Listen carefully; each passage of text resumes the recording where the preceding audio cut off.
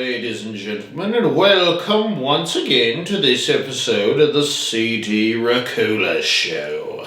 Today I'm going to eat your soul as I review the 2013 film Evil Dead.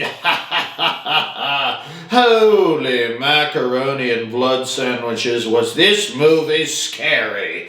Okay, so you will never hear me say this, and in fact, I have never said this before on this channel, but I think that this remake was, and here goes, better than the original. Before you tear my undead heart out of my chest for saying such blasphemy, you have to hear me out. I mean, first, let's look at the photo of the possessed girl peeking out from underneath the trapdoor. That's a pretty iconic scene in both films. Here's a still shot from the 1981 original film. Pretty scary and impressive, to be sure, especially for the time.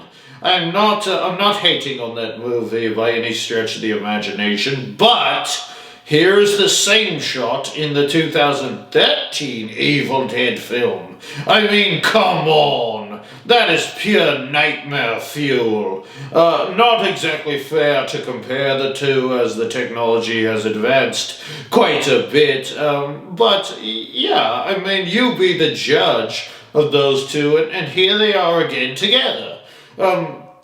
This 2013 film didn't waste any time getting going as a group of young folk head out into the woods, and lo and behold, someone comes upon the old Necronomicon book just lying around, just lying about.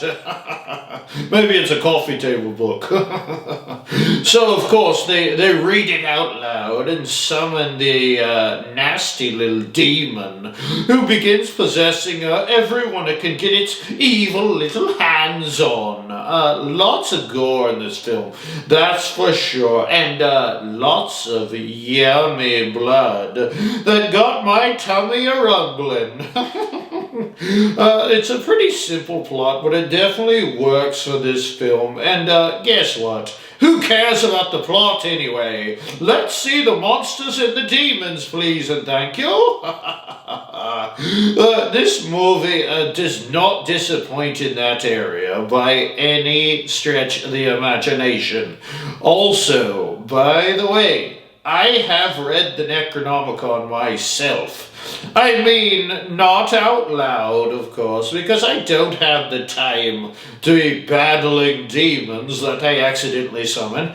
But in all honesty, it's a pretty good read, for sure. Well written, for sure. I highly suggest it if you have the time, you know.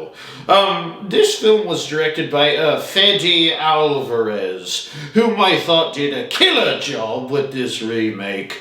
Mr. Alvarez also directed the film Don't Breathe. Okay, I won't. Okay, that was a dad joke. Okay, hopefully we get to see some more horror films directed by this man. I just really like his style, you know. Speaking of Don't Breathe, Jane Levy stars in this Evil Dead film as well as Don't Breathe. She's also in the Castle Rock series that I happen to like. Another actor in this film who has been around the horror block a time or two is Shiloh Fernandez, whom stars in the film Dead Girl and Red Riding Hood. Oh, Red Riding Hood. That should get a remake, I think. Also in this film we have Jessica Lucas, whom was in The Covenant and Cloverfield. I'll be honest, I'm not really a big Cloverfield guy, but I stated in an earlier episode that I did like the film 10 Cloverfield Lane, strictly because of John Goodman's character. I just like John Goodman, and you know, he was weird in that film, weird in the most awesome of ways, of course. One of the characteristics of this Evil Dead film was that it was not necessarily in the other films was the absence of any comedic elements, you know. Those scares were abound, it did lack the comedy factor, which to me was totally fine. I love all the Evil Dead films, and the whole franchise in general, honestly, even the television series, Ash vs. Evil Dead.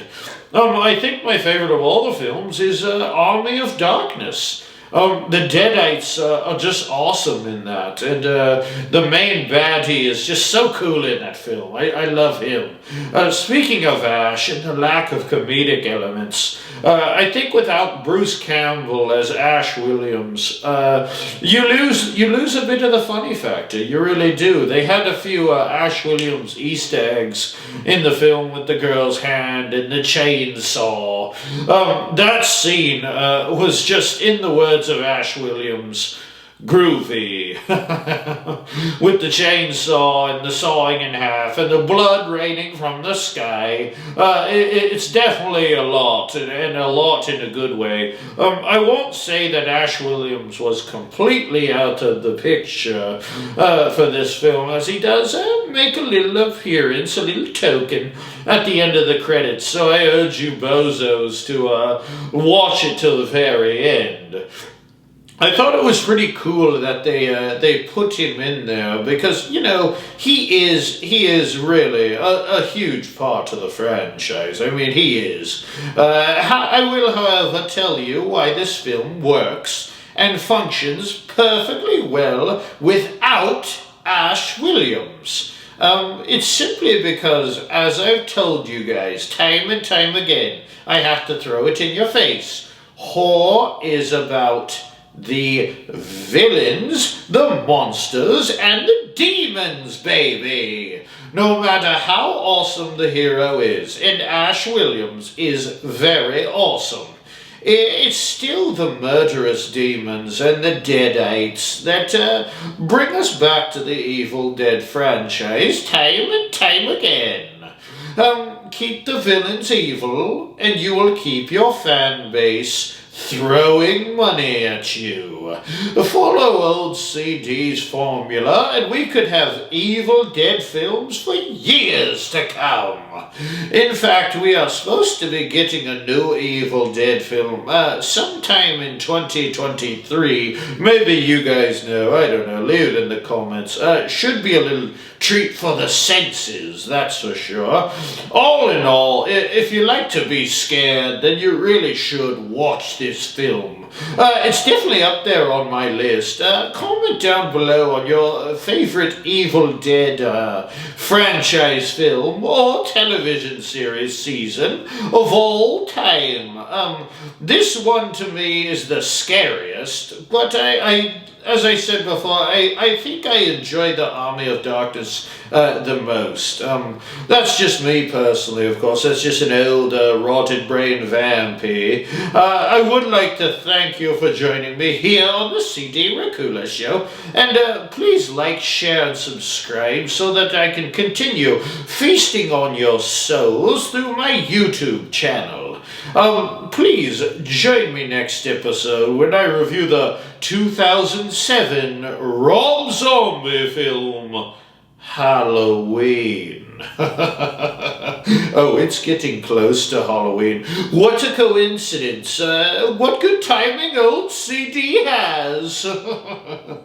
Till next time, my little tasty treats out there, if you come to an old abandoned cabin in the woods and you start to read out of a strange and evil book bound in human flesh, just don't read it out loud. Unless, of course, that book is Twilight, in which case, don't read it at all. Bye-bye, I'll see you later, bye-bye.